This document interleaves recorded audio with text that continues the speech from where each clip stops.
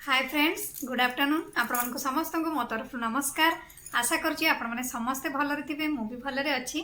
चलतु वीडियो आरंभ करवा किंतु वीडियो आरंभ करने पूर्व आपण मान भर कहीं जब आज मो चैनल में नुआ था प्लीज प्रथम चैनल टी सब्सक्राइब कर दिंतु पाखर थी बेल आइकन को क्लिक करूँ जहाँफल मो नुआ नुआ वीडियो नोटिफिकेशन आपण पाखे खूब शीघ्र पहुँची आपण मैंने मत सपोर्ट करेंगे आगू को जावाई आते पर्यंत सपोर्ट कर बहुत बहुत धन्यवाद। प्रथम ताले चलतु वीडियो आरंभ करिया। आज आसतु आमे चॉपर साहाय्य रे कॉफी बनैबा से भी पुणी पूरा क्रीमी कॉफी आपण माने देखि पारुथिबे केडे सुंदर से हमर चॉपर साहाय्य रे कॉफी रेडी क्रीमी कॉफी।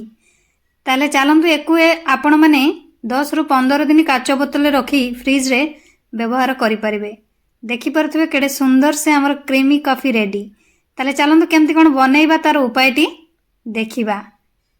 सेथिपई आपण माने गोटे चॉपर नेबे चॉपर टी को भल भाव रे धोई नेबे सेथिरे एबे आपण माने 3 चामच कॉफी देबे। आपण माने आपण को हिसाब रे देबे जदी अधिका करिया पई चाहंती तो मु आपण मान को देखौची 3 चामच नै आपण माने परिमाण टी बढ़ेबा को चाहिले से हिसाब रे बढ़ी नेबे।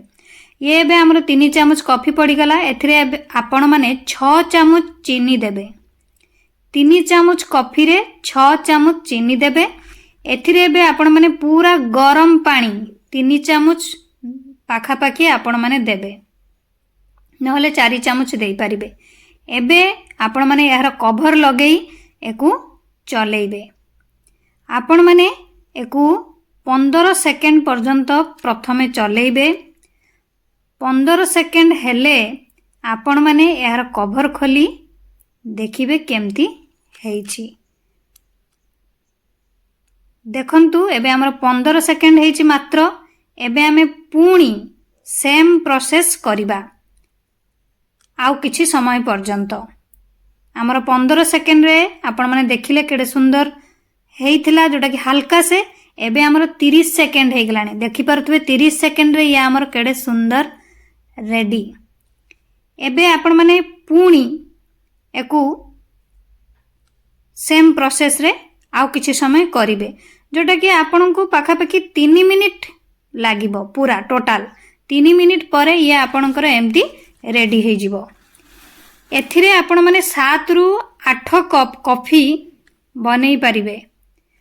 से भी पुणी 2 रु 3 मिनिट भितर कॉफी आपनकर रेडी जोटा कि आपण माने ये क्रीमी कॉफी पाई गले। देखि पारुथबे केते गुड़ाई कॉफी आमर जोटा कि हाथ रे जदि आमे ताकू मिसेउ थाउ तले हाथ आमर दरज कर जाए बा बहुत समय लागी थाए किंतु आपण माने चॉपर साहाय्य रे रेडी करिवे आपनकर क्रीमी कॉफी 2 रु 3 मिनिट भितरे आपनकर ये रेडी हे जिवो।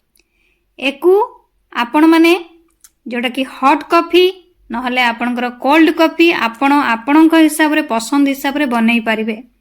एकु आपण माने 15 दिन पर्यंत फ्रिज रे स्टोर करी रखी परिवे। आराम से 7 रु 8 कप आपणकर ये रेडी हे जिवो। ताले चलंतु एबे हमरो काच कंटेनर रे को भरी फ्रिज रे स्टोर करी दबा। आपण माने एई टाइप रो बनै रखी परिवे 15 दिन पर्यंत एकु खाई परिवे जोटा कि पी परिवे। ताले चलंतु बनैबा केमती कोन होउची देखिबा। सेति पई हम गोटे कप नबा। कप रे एबे आमे गोटे चामच सेई फेंटी थिबा कॉफी टिकु देबा। तापरे आमे गरम क्षीर पूरा गरम क्षीर नेबे आपण माने नै एकु भल भाव रे मिक्स करिबा। मिक्स करी आउ किछि गरम क्षीर दबा। गरम क्षीर परे आपण माने जो फेंटी चंती कॉफी टिकु ताकू ता ऊपरे देई देबे। देई ताकू हल्का से मिक्स करिवे।